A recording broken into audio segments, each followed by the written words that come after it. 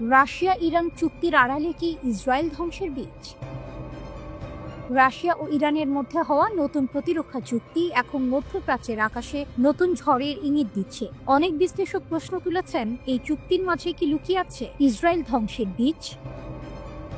সম্প্রতি ইউক্রেনের একদল হ্যাকার এমন তথ্য ফাঁস করেছে যা পশ্চিমা দুনিয়াকে চমকে দিয়েছে। তাদের দাবি 2026 থেকে 2028 সালের মধ্যে রাশিয়া ইরানের হাতে তুলে দেবে 48টি সু-35 মাল্টি রোল যুদ্ধ বিমান, অর্থাৎ রাশিয়ার তৈরি ভয়ঙ্কর বিমানগুলো শিগগিরই দেখা যাবে তেহরানের আকাশে উঠতে।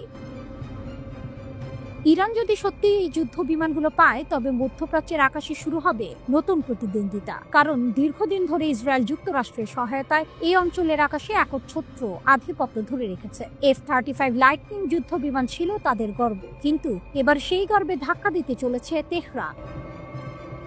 রাশিয়ার সু-35 যুদ্ধ বিমান শুধু গতির দিক থেকে নয়, প্রযুক্তিতেও এক ভয়ঙ্কর মিশিক। এতে আছে উন্নত Irbis-E radar, thrust vectoring engine এবং শক্তিশালী ইলেকট্রনিক কাউন্টার মেজার সিস্টেম, যা শত্রুপক্ষের বিমানকে বহু দূর থেকে শনাক্ত ও ধ্বংস করতে সক্ষম। বিশ্লেষকদের মতে এই বিমান চারটি শত্রু বিমানকে একসঙ্গে আঘাত করতে পারে, যা ইসরায়েলের প্রতিরক্ষা ব্যবস্থার জন্য এক নতুন দুঃস্বপ্ন। ইরানের সর্বোচ্চ নেতা আয়াতুল্লাহ আলী খামেনির নেতৃত্বে দেশটি দীর্ঘদিন ধরে নিজস্ব প্রতিরক্ষা সক্ষমতা বাড়াচ্ছে। এখন রাশিয়ার সহায়তায় সেই ক্ষমতা পৌঁছাতে চলেছে নতুন উচ্চতায়। বিশ্লেষকরা বলছেন, রাশিয়া ইরানকে শক্তিশালী করছে বৈশ্বিক রাজনীতির পালাবদলের প্রস্তুতি হিসেবে। জানুয়ারিতে ইরানের প্রেসিডেন্ট মাসুদ পেজেশকিয়ান ও রাশিয়ার প্রেসিডেন্ট ভ্লাদিমির পুতিন একটি 20 বছরের কৌশলগত অংশীদারিত্ব চুক্তি সই করেন। এতে রয়েছে যৌথ সামরিক মহড়া, গোয়েন্দা তথ্য ভাগাভাগি, প্রতিরক্ষা প্রযুক্তি উন্নয়ন, আর তারই অংশ হিসেবে এই সু-35 যুদ্ধ বিমান সরবরাহের পরিকল্পনা। কিন্তু প্রশ্ন একটাই, পুতিন কি সত্যি ইরানকে শক্তিশালী করে ইসরায়েলকে কোণঠাসা করতে চাইছেন, নাকি এটি শুধুই এক কৌশলগত বার্তা পশ্চিমাদের জন্য? রাশিয়ার জন্য লাভ কম নয়। ইউক্রেন যুদ্ধে ইরান তাকে দিয়েছে শাহেদ 136 ড্রোন, যা ইউক্রেনীয় শহরগুলোতে ভয়াবহ হামলায় ব্যবহার করেছে। সেই ঋণ শোধ করতেই কি এবার রাশিয়া ফিরিয়ে দিচ্ছে ভয়ঙ্কর সু-35 যুদ্ধ বিমান? ইসরায়েলের পক্ষেও চ্যালেঞ্জ কম নয়। তাদের হাতে আছে আয়রন ডোম, ডেভিড স্লিং এবং F-35 ফাইটার জেট। কিন্তু সাম্প্রতিক সংঘর্ষে দেখা গেছে ইরানের ক্ষেপণাস্ত্রের সামনে এসব প্রতিরক্ষা ব্যবস্থা সবসময় সফল হয়নি। যদি ইরান সত্যি এই রাশিয়ান যুদ্ধ বিমানগুলো পায়, তবে মধ্যপ্রাচ্যের শক্তির ভারসাম্যে শুরু হবে এক নতুন অধ্যায়। আকাশে জ্বলে উঠবে দুই পরাশক্তির মিত্রদের মুখোমুখি সংঘাত। আর তখন হয়তো সত্যিই বোঝা যাবে, রাশিয়া ইরান চুক্তির ভেতর লুকিয়ে থাকা সেই বীজ আসলে ইসরায়েলের পতনের সূচনা, নাকি বৈশ্বিক রাজনীতির আরেকটি ভয়ঙ্কর খেলা।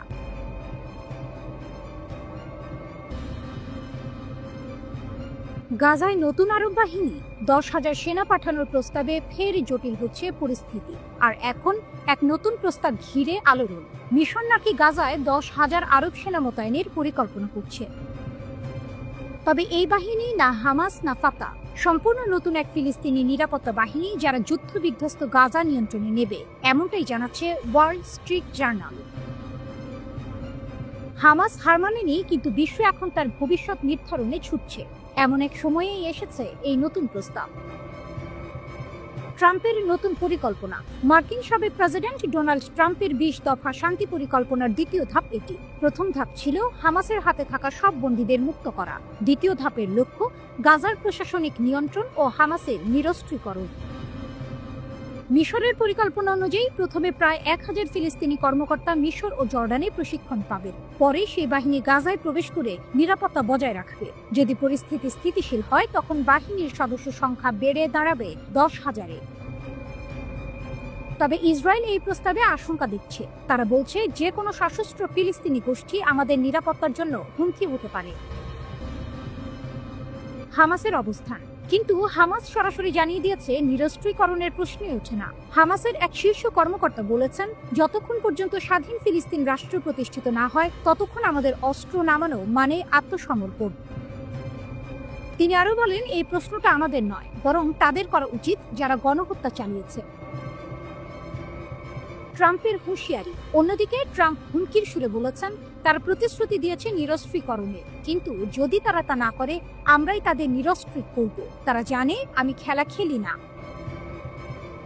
এই বক্তব্যে আবারও হামাসের সঙ্গে সরাসরি সংঘাতের ইঙ্গিত দিয়েছেন সাবেক মার্কিন প্রেসিডেন্ট। রাফা সীমান্ত ও মানবিক সংকট। এদিকে রাফা সীমান্ত এখনো বন্ধ। ইসরায়েল বলছে বন্দি বিনিময়ের প্রভাব বজায় রাখতেই এই পদক্ষেপ। এখন পর্যন্ত হামাস 9 জন ইসরায়েলি বন্দির মরদেহ ফেরত দিয়েছে, আর ইসরায়েল পাল্টা 45 ফিলিস্তিনির দেহ হস্তান্তর করেছে। গাজায় মানবিক সহায়তার ট্রাক প্রবেশ করছে কেরেম শালোম সীমান্ত দিয়ে, প্রতিদিন প্রায় 600 ট্রাক। তবুও গাজার সাধারণ মানুষ এখনো পানি, ওষুধ, বিদ্যুৎহীন অবস্থায় দিন কাটাচ্ছে। মধ্যপ্রাচ্যের অনেক দেশই এই প্রস্তাবে দ্বিধাগ্রস্ত। তারা ভয় পাচ্ছে গাজায় যদি আরব বাহিনী প্রবেশ করে।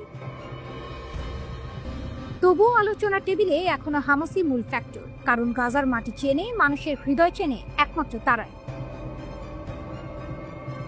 গাজার ভবিষ্যৎ কে লিখবে তা এখনো অজানা, কিন্তু একটি বিষয় স্পষ্ট, যতক্ষণ হামাসের হাতে বন্দুক আছে, গাজার নিয়ন্ত্রণ কোনো বিদেশি বাহিনীর হাতে সহজে যাবে না। যুদ্ধের ধ্বংসস্তূপের নিচেও হামাসের প্রতিরোধের আগুন এখনো জ্বলছে।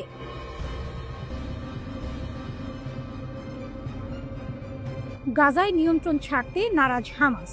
আবারও যুদ্ধ শুরু হবে। হামাস জানিয়ে দিয়েছে তারা এখনই অস্ত্র ছাড়ছে না। যুক্তরাষ্ট্র ও ইসরায়েলের জন্য এটি বড় ধাক্কা।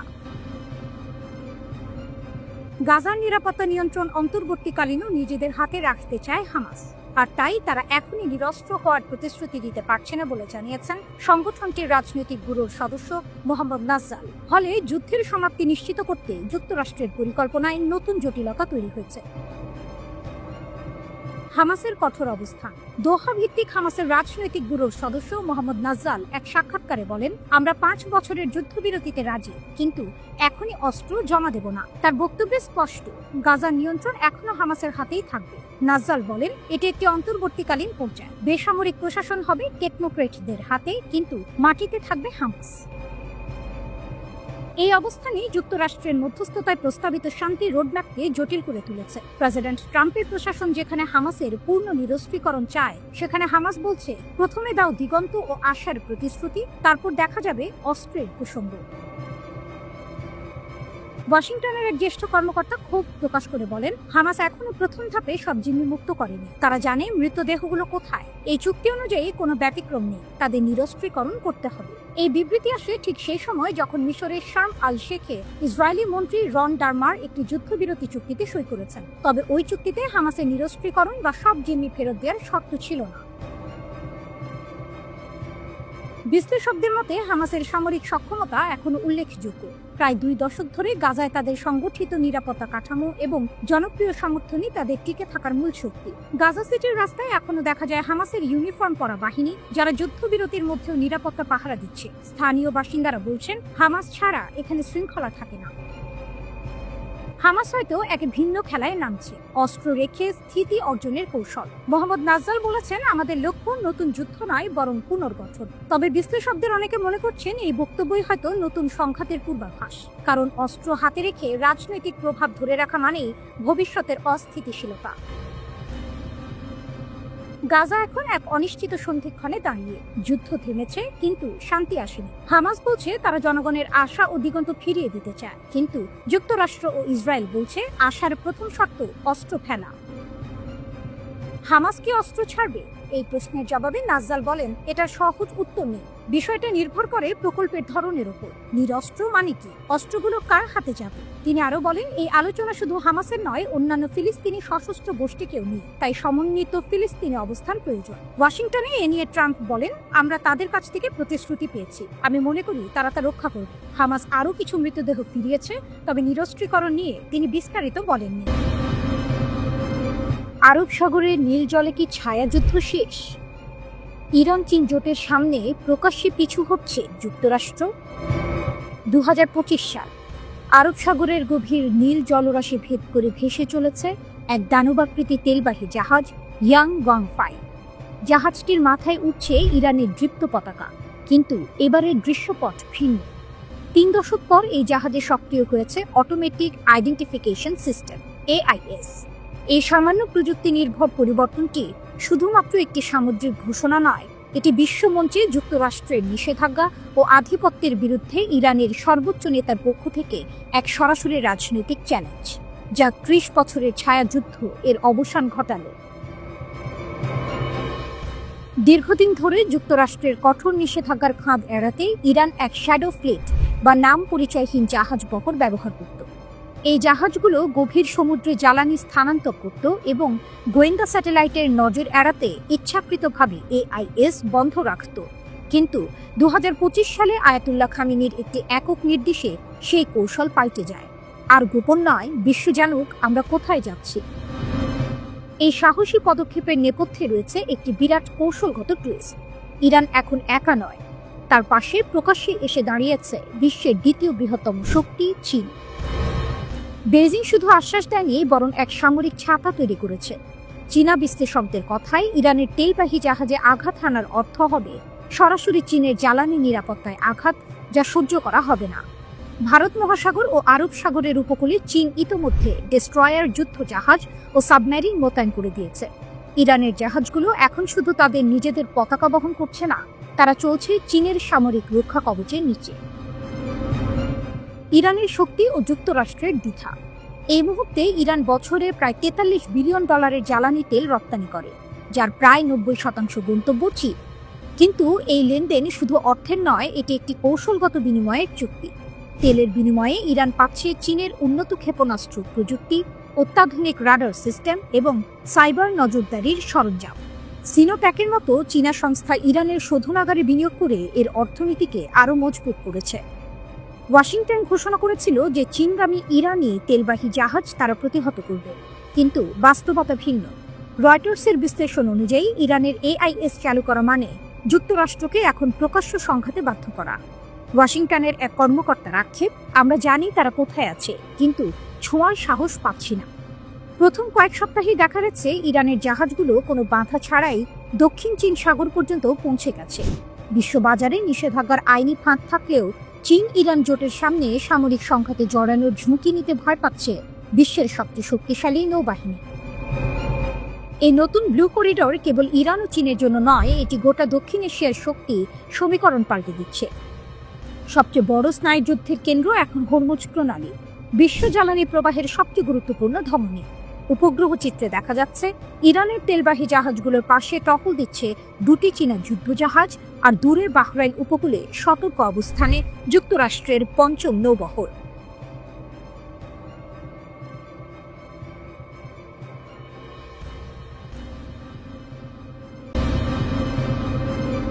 ইরান প্রকাশ্যে বলল ইসরায়েলের শেষের দিন ঘনিয়ে এসেছে।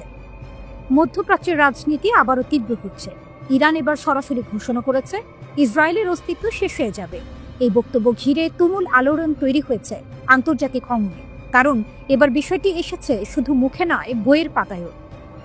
ইসরায়েল ধ্বংসের পরিকল্পনা নামের বই। ইরানের ধর্মীয় নগর কওমি সম্প্রতি উন্মোচিত হয়েছে একটি বই, ইসরায়েল অ্যানিহিলেশন প্ল্যান বা ইসরায়েল ধ্বংসের পরিকল্পনা। বইটি লিখেছেন আলী রেজা পানাহিয়ান, যিনি ইরানের সর্বোচ্চ নেতা আয়াতুল্লাহ আলী খামেনির ঘনিষ্ঠ উপদেষ্টা ও ধর্মীয় নেতা। পানাহিয়ান বলেছেন এই বইটি খামেনি এবং আয়াতুল্লাহ খোমেনির মতাদর্শের একটি স্পষ্ট ব্যাখ্যা। ইরান ইন্টারন্যাশনাল সূত্রে জানা যায় দেশটির সরকারি বইটির প্রকাশন অনুমোদন দিয়েছে এবং এটিকে রাষ্ট্রীয় দৃষ্টিভঙ্গির অংশ হিসেবে দেখা হচ্ছে। 1979 সালের ইসলামী বিপ্লবের পর থেকেই ইরান ইসরায়েল বিরোধী অবস্থানকে তার রাষ্ট্রীয় নীতির অংশ করেছে। দেশটি ইসরায়েলকে পশ্চিমা সাম্রাজ্যবাদের প্রতীক হিসেবে দেখে। তাই ইসরায়েল ধ্বংস ইরানের কাছে শুধু রাজনৈতিক স্লোগান নয়, বরং এক আদর্শিক লক্ষ্য। বইটির শেষ অধ্যায়ে বলা হয়েছে সাম্প্রতিক 12 দিনের যুদ্ধ হল জায়নিস্ট শাসন ব্যবস্থাকে পতনের পথে ঠেলে দেওয়ার ইরানের বৃহৎ কৌশলের অংশ। লেখক দাবি করেন এই লড়াই কেবল যুদ্ধ নয়, বরং এক চলমান ঐতিহাসিক পরিকল্পনার অংশ। হামাসকে প্রশংসা, পশ্চিমকে সতর্কবার্তা। বইয়ের পেছনের সারাংশে হামাসের 2023 সালের 7 অক্টোবরের ইসরায়েল আক্রমণকে বিশ্বের জন্য জাগরণী ঘণ্টা বলে উল্লেখ করা হয়েছে। ইরান প্রকাশ্যে হামাসের কর্মকাণ্ডের প্রশংসা করছে, যা তেহরানের আঞ্চলিক প্রভাব বাড়ানোর ইঙ্গিত দেয়। এই প্রকাশনার সময়ে ইসরায়েল ইরান সংঘাতের নতুন অধ্যায় শুরু হয়েছে। জুনে ইসরায়েল ইরানের বিরুদ্ধে হামলা চালায়, অভিযোগ করে তেহরান সমৃদ্ধ ইউরেনিয়ামকে অস্ত্রে পরিণত করছে। যুদ্ধ ও পাল্টা আঘাত। এর জবাবে ইরান মার্কিন সামরিক ঘাঁটিতে ক্ষেপণাস্ত্র হামলা চালায়, যখন যুক্তরাষ্ট্র ইরানের 3টি পারমাণবিক স্থাপনায় টমাহক ও বাংকার বাস্টার বোমা ব্যবহার করে। এই ঘটনাকে অনেকেই 12 দিনের যুদ্ধ নামে ডাকছেন, যা মধ্যপ্রাচ্যে শক্তির ভারসাম্য নতুনভাবে নির্ধারণ করেছে। যুদ্ধের মাঝে কূটনীতি। যুদ্ধ থামেনি, তবুও ট্রাম্প প্রশাসন ঘোষণা দিয়েছে ইরান যদি প্রস্তুত থাকে আমরাও প্রস্তুত। এক বক্তৃতায় প্রেসিডেন্ট ডোনাল্ড ট্রাম্প বলেছেন এটি হবে ইরানের নেওয়া সবচেয়ে ভালো সিদ্ধান্ত। অন্যদিকে ইরানের পররাষ্ট্রমন্ত্রী বলছেন তারা যুক্তরাষ্ট্রের কাছ থেকে ন্যায্য ও ভারসাম্যপূর্ণ প্রস্তাব আশা করছেন। তবে ওয়াশিংটনে এখনো দ্বন্দ্ব আছে, তারা কি সত্যিই ইরানকে চাপ দিতে চায় নাকি আলোচনার টেবিলে আনতে। ইরানের শক্তি ও বার্তা। বিশ্লেষকদের মতে ইরান এখন শুধু সামরিক শক্তি নয়, একটি মতদর্শিক বলয় তৈরি করেছে যা সিরিয়া, লেবানন ও গাজা পর্যন্ত বিস্তৃত।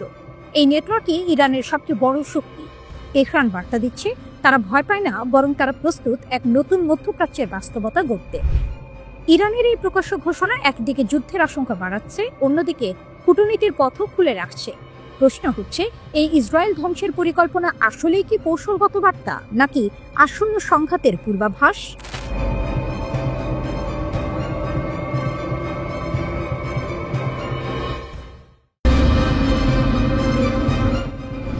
জাতিসংঘে ইরানকে ঘিরে নতুন নাটক। পুতিনের কঠোর বার্তা, ফাইল বন্ধ করুন নয়তো পরিণতি ভোগ করুন। বিশ্ব রাজনীতির দাবার বোর্ডে আবার উত্তপ্ত ইরান ইস্যু। জাতিসংঘের নিরাপত্তা পরিষদে যখন পশ্চিমা দেশগুলো ইরানের উপর নতুন করে নিষেধাজ্ঞা আরোপের পক্ষে, তখন রাশিয়ার প্রেসিডেন্ট ভ্লাদিমির পুতিন যেন বজ্রপাতের মতো হুঁশিয়ারি ছুড়ে দিলেন, ইরানের পারমাণবিক ফাইল বন্ধ করুন নয়তো ফলাফল ভালো হবে না। একদিকে পশ্চিমা নিষেধাজ্ঞা, অন্যদিকে রাশিয়া ও চীনের কাঁধে কাঁধ মিলিয়ে ইরানের পাশে দাঁড়ানো, যেন ইতিহাসের এক নতুন অক্ষ শক্তি তৈরি হচ্ছে, যেখানে শক্তির কেন্দ্রবিন্দু এখন তেহরান। রুশ পররাষ্ট্র মন্ত্রণালয় জানিয়েছে 2015 সালে স্বাক্ষরিত ইরান পরমাণু চুক্তি JCPOA অনুযায়ী জাতিসংঘের 10 বছরের সময়সীমা 18 অক্টোবর শেষ হয়েছে। তাই এখন সময় এসেছে ইরান ইস্যু জাতিসংঘের আলোচনার তালিকা থেকে সরিয়ে নেওয়ার। মস্কোর ভাষায় ইরানের বিরুদ্ধে যে পারমাণবিক প্রশ্ন তোলা হয়েছিল তা এখন অচল। নিরাপত্তা পরিষদে এর কোনো বৈধতা নেই। রাশিয়া আরও জানায় ইউরোপের 3 দেশ ব্রিটেন, ফ্রান্স ও জার্মানি চুক্তি ভঙ্গ করে পুরনো নিষেধাজ্ঞা ফিরিয়ে আনার চেষ্টা করেছে, যা সম্পূর্ণ অবৈধ ও রাজনৈতিকভাবে উদ্দেশ্য প্রণোদিত। চীন রাশিয়া বনাম পশ্চিমা জোট। রাশিয়া ও চীন যৌথভাবে চুক্তি 6 মাস বাড়ানোর প্রস্তাব দিয়েছিল, কিন্তু পশ্চিমা দেশগুলো অহংকারের সঙ্গে তা প্রত্যাখ্যান করেছে। মস্কো বলেছে এটাই প্রমাণ করে তারা আসলে আলোচনায় আগ্রহী না, বরং চায় ইরানকে কোণঠাসা করে রাখতে। রাশিয়ার ভাষায় ইরানের সঙ্গে তাদের সম্পর্ক এখন কৌশলগত অংশীদারিত্বের পর্যায়ে, যা 2025 সালের জানুয়ারিতে মস্কোতে স্বাক্ষরিত চুক্তির মাধ্যমে শুরু হয়ে অক্টোবর থেকে কার্যকর হয়েছে। ইরানের জবাব, বিশ্বাস, শক্তি ও প্রতিক্রিয়া। ইরানের প্রেসিডেন্ট মাসুদ পেজেশকিয়ান জাতিসংঘে তীব্র প্রতিক্রিয়া জানিয়ে বলেন, ইউরোপের এই অবৈধ পদক্ষেপ আন্তর্জাতিক বৈধতা হারিয়েছে। বিশ্ব আমাদের পাশে আছে কারণ আমরা ন্যায়ের পথে। তিনি আরও যোগ করেন, ইরান কখনো পারমাণবিক অস্ত্র তৈরি করতে চায়নি। আমাদের সর্বোচ্চ নেতা আয়াতুল্লাহ খামেনির ধর্মীয় ফতোয়া অনুযায়ী গণবিধ্বংসী অস্ত্র ইসলামের বিরুদ্ধে। তেহরানের এই বার্তা যেন বিশ্বকে মনে করিয়ে দিল ইরানের শক্তি তার নীতিতে, তার বিশ্বাসে। অন্যদিকে যুক্তরাষ্ট্র আবারও নতুন নিষেধাজ্ঞা জারি করেছে। প্রায় 50 ব্যক্তি, প্রতিষ্ঠান ও জাহাজের বিরুদ্ধে ব্যবস্থা নেওয়া হয়েছে। অভিযোগ, তারা ইরানি তেল ও গ্যাস বিক্রিতে সহায়তা করছে।